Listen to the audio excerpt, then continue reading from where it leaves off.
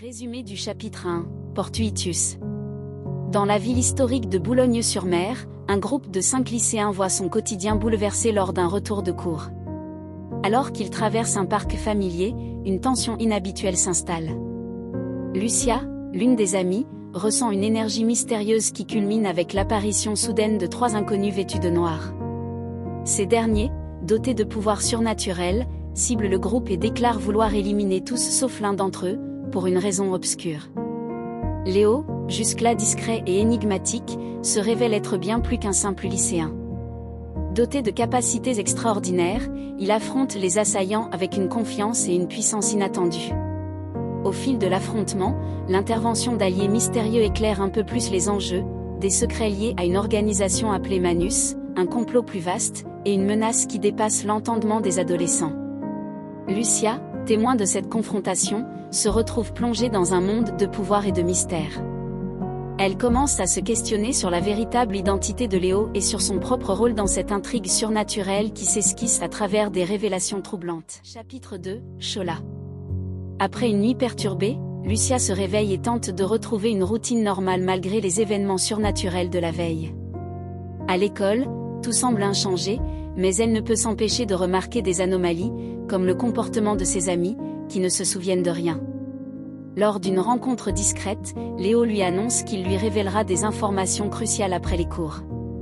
Lors de leur échange, Léo dévoile à Lucia qu'elle est la réincarnation de Merlin, un être d'une puissance immense, et que le monde est bien plus vaste et complexe qu'elle ne l'imaginait. Il lui parle des différentes factions humains, démons, anges, elfes et nains ainsi que des alliances et conflits en cours, notamment contre les démons et anges déchus. Lucia apprend également qu'elle devra rejoindre une école de magie en Suisse pour se former et protéger son entourage. Ses parents, déjà au courant de sa véritable identité depuis des années, lui confirment leur confiance en Léo, bien qu'ils soient attristés par l'idée de la séparation.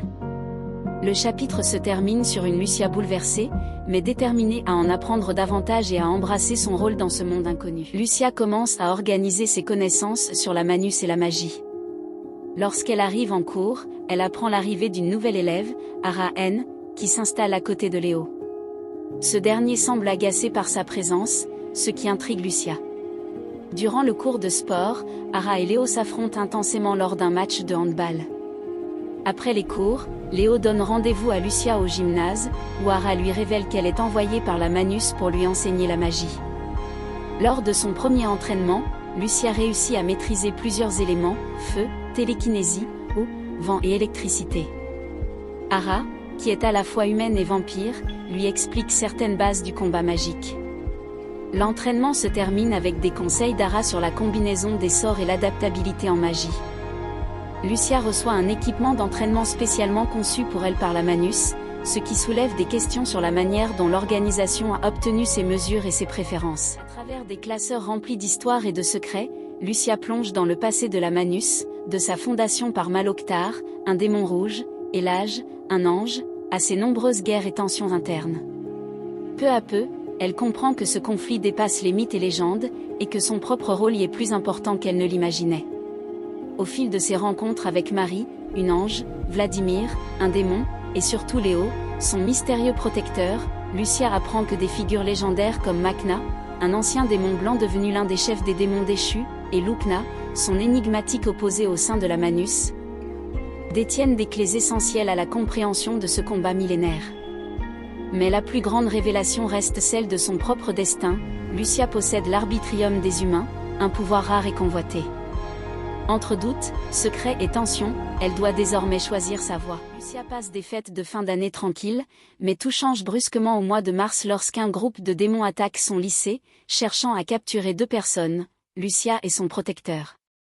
Léo et Ara, ses alliés, se montrent prêts à intervenir, mais la situation dégénère rapidement en prise d'otage.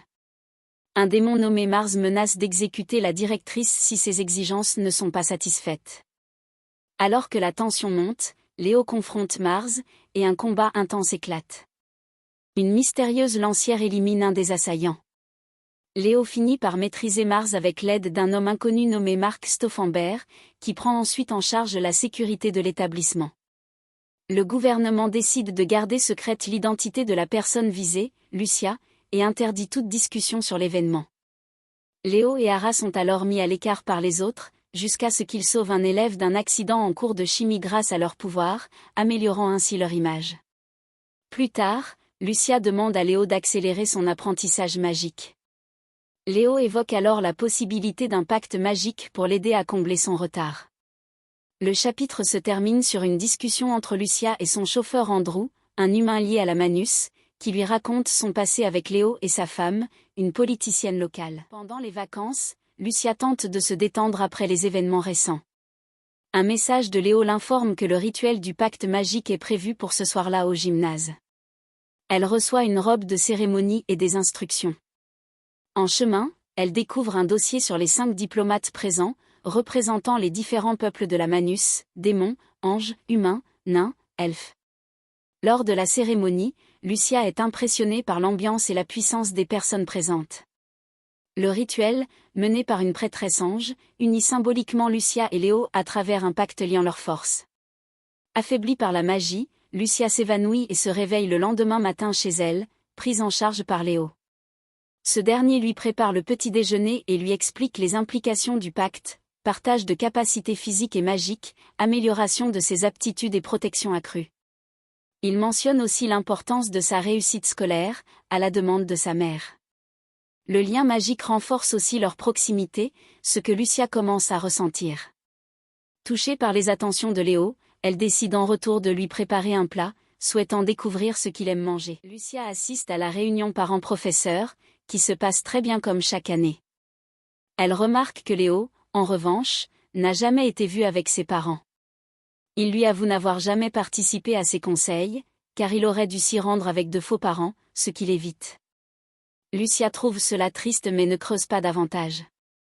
Elle se plonge ensuite dans le second classeur intitulé Humanita, consacré à l'implication des humains dans l'univers de la Manus. Il est divisé en 3 parties.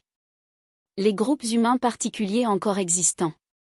Les guerriers Hawk, Asie-Océanie, soldats alliant force brute et magie, alliés des nains. Les mages de Brightwood, Europe-Amérique du Nord, utilisateurs exclusifs de la magie, proches des anges.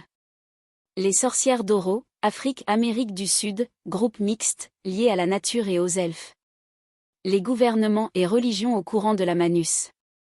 Plusieurs grandes puissances, UE, OTAN, BRIC, sont informées. Certaines religions participent à sa survie, parfois avec des forces spéciales intégrées à la Manus. Les humains ralliés aux anges ou démons déchus. Blades, assassin au service des démons déchus.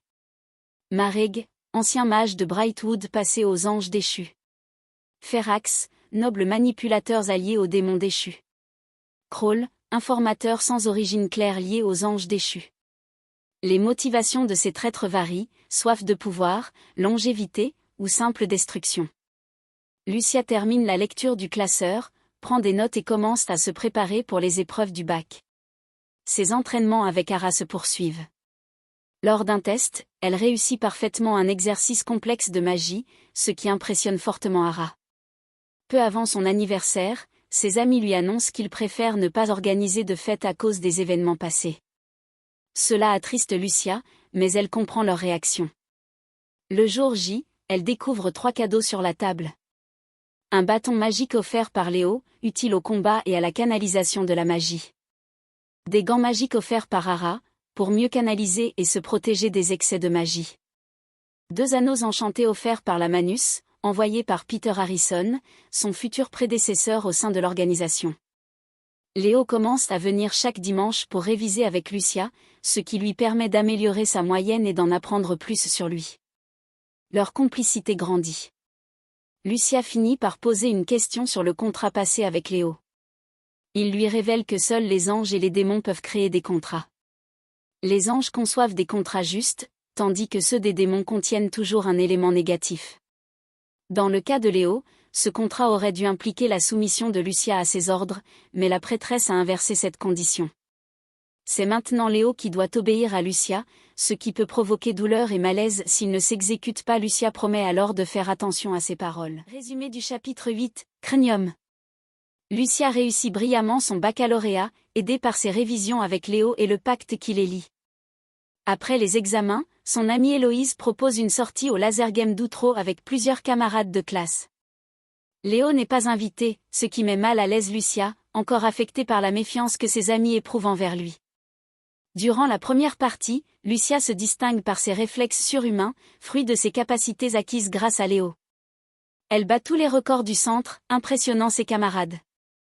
Mais la journée bascule dans l'horreur, un groupe de démons déchus, les mêmes impliqués dans la prise d'otage d'Afringue, surgit et capture tout le groupe. Ils emmènent les élèves dans un entrepôt à Capécure, la zone industrielle de Boulogne-sur-Mer. Les ravisseurs cherchent Merlin, sans savoir qu'il s'agit en réalité de Lucia. Leur chef, Balnaze, envoie un faux message à Léo pour l'attirer. Léo, bien conscient du piège, arrive seul à leur fixer, vêtu de l'uniforme de la Manus. Son assurance glace les démons déchus. La tension monte jusqu'à ce que les forces spéciales ACE interviennent, déclenchant un combat spectaculaire. Lucia et les autres élèves sont protégés par des agents humains et nains pendant que Léo affronte directement plusieurs démons déchus, qu'il neutralise avec une efficacité déconcertante. Un démon particulièrement puissant tente de le vaincre, mais Léo le terrasse sans difficulté. Alors que les élèves sont presque évacués, Balnaze sort un crâne magique, déclenchant un sort destructeur, une immense boule de feu se dirige vers les alliés de Léo. Léo s'interpose, libère sa forme démoniaque, et par l'attaque en la renvoyant dans le ciel grâce à une force glaciale colossale. L'explosion laisse tout le monde stupéfait. Dans la fumée, il surgit indemne et confronte Balnaze, qui finit par se rendre, terrorisé. Ses troupes déposent les armes. Les forces spéciales Manus arrêtent tous les démons déchus. Les élèves sont évacués dans un centre sécurisé, examinés par des médecins et mis à l'abri. Monsieur Stauffenberg leur rappelle la nécessité du secret sur ces événements et les remercie pour leur courage. Il insiste aussi pour que Léo ne soit plus considéré comme un monstre, rappelant qu'il a risqué sa vie pour les sauver. Jacques, touché par ce qu'il vient de vivre, demande à rejoindre les forces spéciales. Lucia, quant à elle, reste silencieuse face à ses parents pour ne pas les inquiéter. Le soir, elle reçoit un message bienveillant de Léo confirmant que tout le monde est sain et sauf. Malgré la fin heureuse, un lourd silence s'installe entre les élèves jusqu'au bal du baccalauréat.